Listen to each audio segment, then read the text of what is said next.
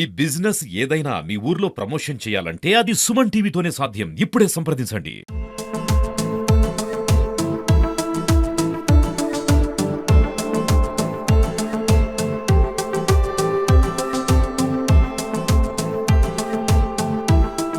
AP state food commission chairman హోదాలో ఈరోజు పలాస ప్రాంతం శ్రీకాకుళం జిల్లాలో పర్యటించడం జరుగుతోంది. ముఖ్యంగా ICDS, MDM, welfare hostels, ration షాప్స్కి సంబంధించి ఈ మా పర్యటనలు ఉంటాయి. కేంద్ర రాష్ట్ర ప్రభుత్వాలు ఇస్తున్న ఉచితాహారం మీద పనిచేస్తాం.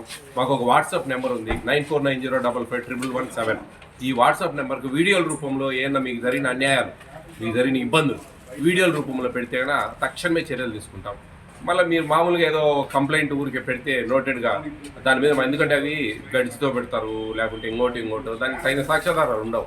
మాకు జరుగుతూ ఉంది, మాకు ఇవ్వలేదు అంటే దానికి ఏం స్పందన ఉండదు ఆ నెంబర్ నుంచి.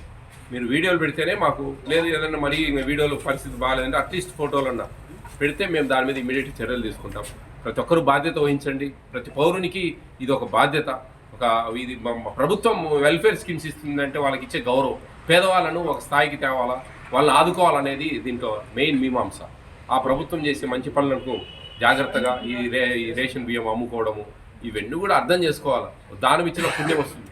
అంతేగాని ఊరికే అమ్ముకున్నాడంటే ఏమవుతుంది, ఇవన్నీ పెద్ద పెద్ద స్కీములు తయారవుతాయి. ఇవన్నీ ఎప్పుడు ఆగవు. ఇప్పుడు 3.5 సంవత్సరం పనిచేస్తా ఉన్నా, ఆ గవర్నమెంట్లో పనిచేసినా ఈ గవర్నమెంట్లో పనిచేస్తూ ఉన్నా. ఈ రేషన్ షాప్స్ ఈ లోళ్ళు ఎత్తడము పోవడం అనేది జరుగుతూ ఉంది. ఎక్కడ లోపము, బయోమెట్రిక్ పెట్టండి బియ్యము ఇచ్చేదానికి లేదు కన్జ్యూమర్కు. ఎక్కడ మిగులుతా ఉన్నాయి అంటే బయోమెట్రిక్ పెట్టించుకొని బియ్యం కొనుక్కోవాలా, లేకుంటే ఆ కన్జ్యూమర్ నాకు వద్దని బయట అమ్ముకోవాలి. అది ఎవరిది ప్రాబ్లము? 4,26,00,000 మంది, అంతమందికి 5 కేజీలు బియ్యం ఇస్తూ ఉన్నారు.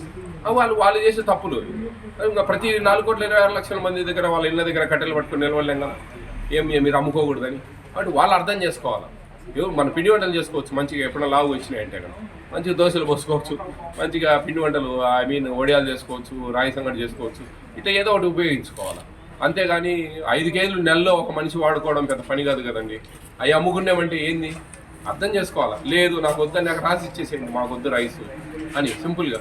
ఆ రైస్ తినలేనప్పుడు అవి తీసుకోవడం, అది 10 రూపాయలు 15 రూపాయలకి అమ్మడం వల్ల అవే పెద్ద మిల్లర్లకు పోయి అవే మళ్ళా పాలిష్ చేసి మనం కొని 60 రూపాయలు మన ఇంటికి వస్తాయి మళ్ళీ తిరిగి. కాబట్టి జాగ్రత్తగా అందరూ పనిచేయాలని మనస్ఫూర్తిగా కోరుకుంటాం.